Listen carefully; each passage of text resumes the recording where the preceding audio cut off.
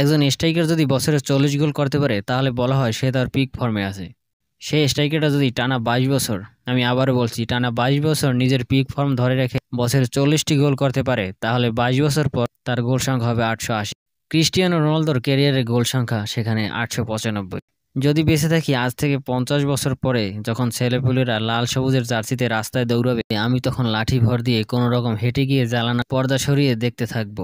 অতঃপর চোখের চশমাটা দিয়ে কাবা কাবা হাতে রিমোট চেপে টিভি অন করতেই শুনবো ক্রিস্টিয়ানো রোনালদো। দেখবো গ্যালারির কোনো এক কোনায় মানুষটা বসে আছে, চোখ দিয়ে হয়তো কয়েক ফোঁটা জল গড়িয়ে পড়বে। চশমাটা সরিয়ে চোখ মুছতে মুছতে ভাববো জীবনে কত যে রাত নির্ঘুম কাটিয়েছি এই মানুষটার জন্য, কতবার যে রোনালদো রোনালদো বলে চিৎকার করে সবার ঘুম ভাঙিয়েছি।